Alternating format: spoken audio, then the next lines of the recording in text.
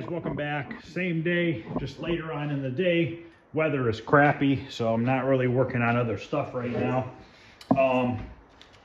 So I went up to Lowe's and I picked up a sheet of steel, 2 foot by 4 foot. So we need to cut this to 16 inches wide by 46 inches long. And this is going to be the plate that's going to go on the back door of the Paperboy.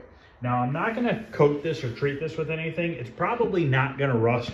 Usually when you buy this stuff, it has a thin coating on it, and it usually stays pretty good. Obviously, if it rusts in the future, I can always sand it down and put a clear coat on it.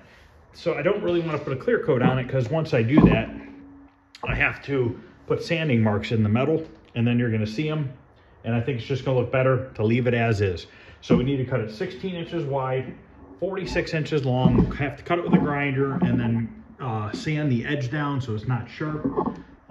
That piece of sheet metal was $39, I think it was.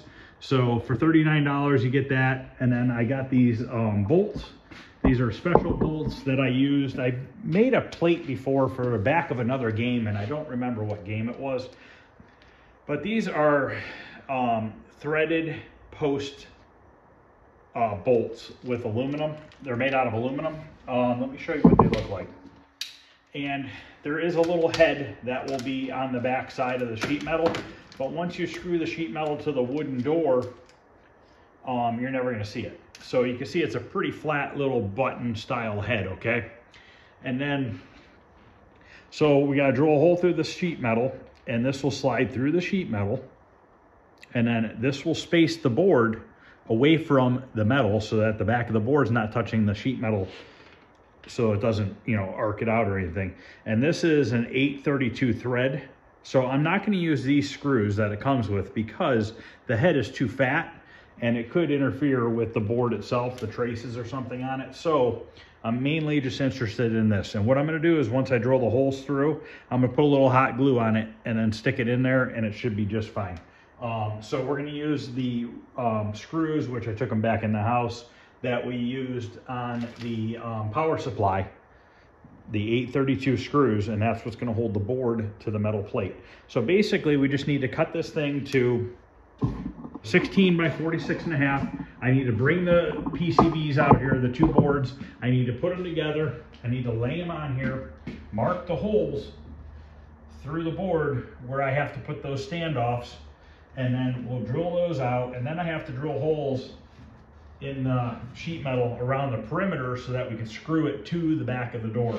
And there are holes already in the back of the door because of the old metal plate that used to be there. So I'm going to take measurements of those and then duplicate that onto the sheet metal so that this should go exactly in the spot that the other one did.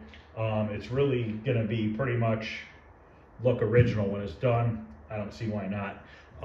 So let me go get measurements for that. I guess we can cut this first to, like I said, 16 by 46 and a half, or 46. So let me grab a straight edge and a marker so that we can mark this off.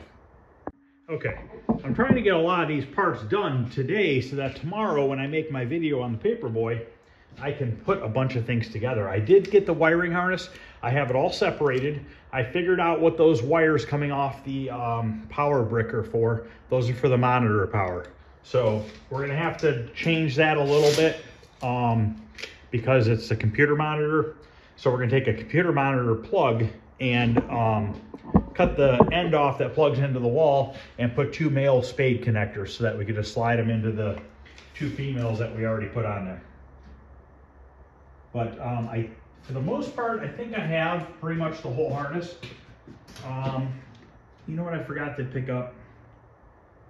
A power switch. I need a power switch for the cabinet. I'll look and see if I have any laying around. I don't think I do. But usually you can go to Home Depot or Lowe's and get a rocker switch that will handle 20 amps.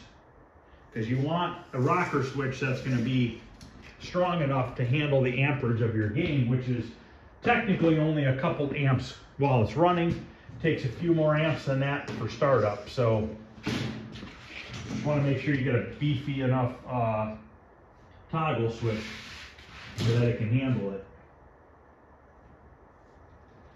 So we're just gonna cut this with the grinder. It's really the only way that I have of cutting it, because this is 22 gauge.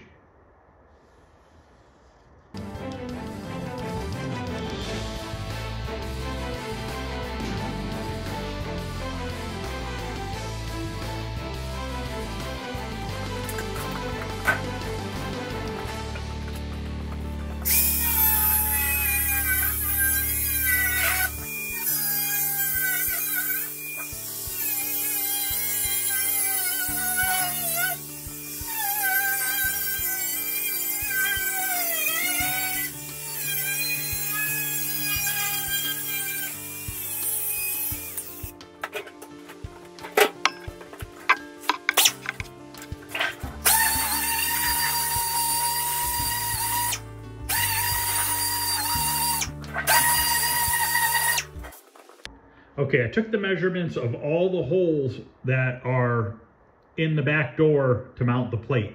There's a total of 8, 4 on each side. So I'm gonna mark these out. Not really gonna, I mean, I can give you the measurements, but I don't know how much it's gonna help. They're 1/2 inch down from the top.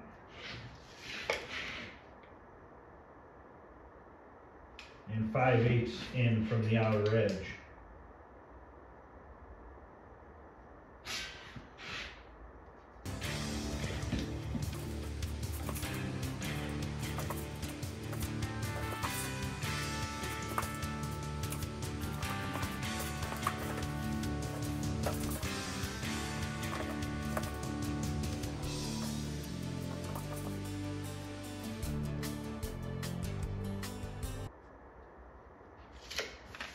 Okay, that's all the holes for the mounting. Now we gotta mark the PCB and mount that. And I don't know which one is the top board or the bottom board, so I'm gonna look that up real quick. Okay, the shorter board goes on the top, and the connectors go towards the inside edge.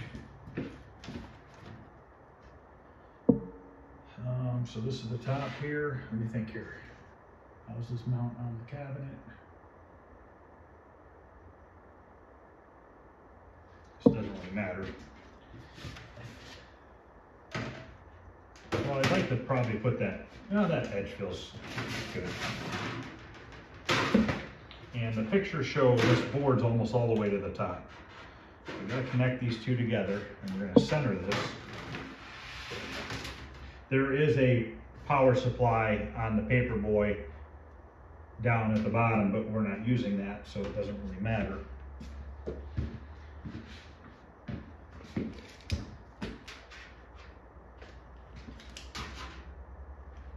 Two 1/4 on each side. Okay, so I need to mark these holes so we can drill them for the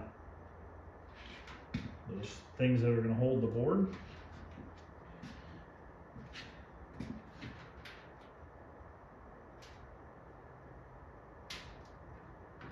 I don't know if my marker is going to fit through both of these boards, so I'm going to have to detach the bottom board.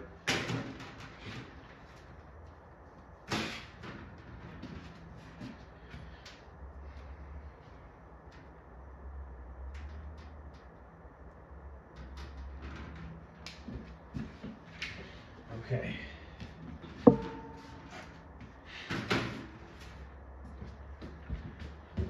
Now I need to get some drill bits. We'll probably use a 3/16 for the outside holes, and then I got to figure out what size I'm going to use for these bolt thingies. Might be a 3/16 as well.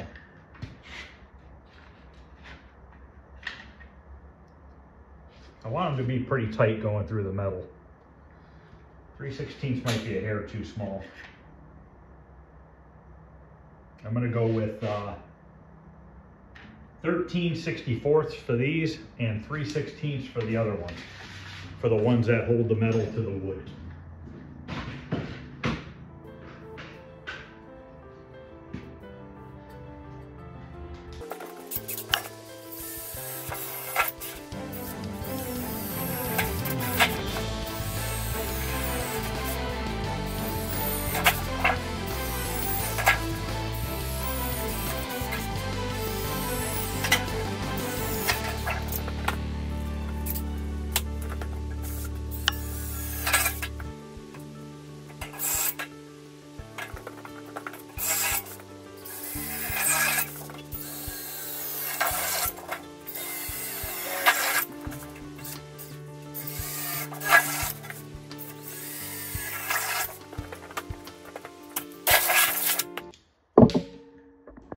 Okay, I have all my 6, whatever you call these things, and my hot glue gun warmed up.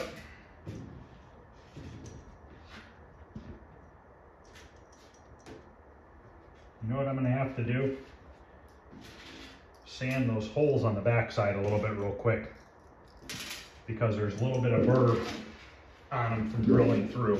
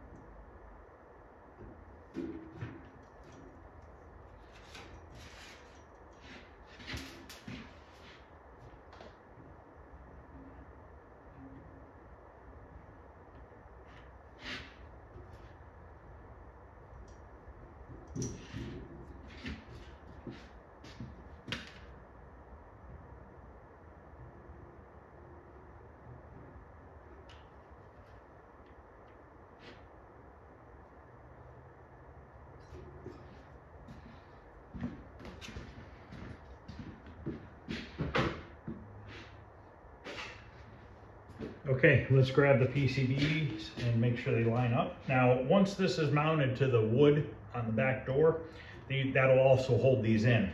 The hot glue is just kind of temporarily holding them in.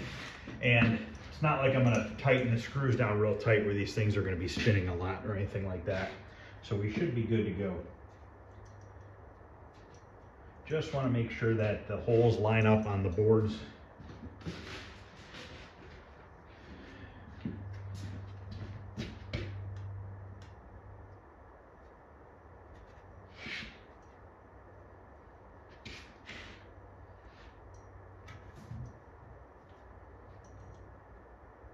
Looks good.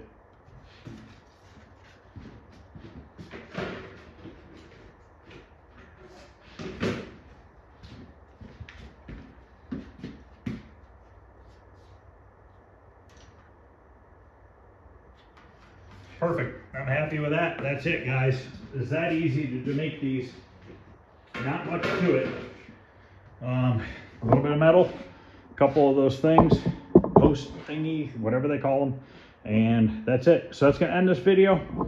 Not a long video at all, but I figured I'd show you guys how I was going to make that and what I was going to use to make it. So tomorrow now we should be able to get everything mounted in the cabinet itself.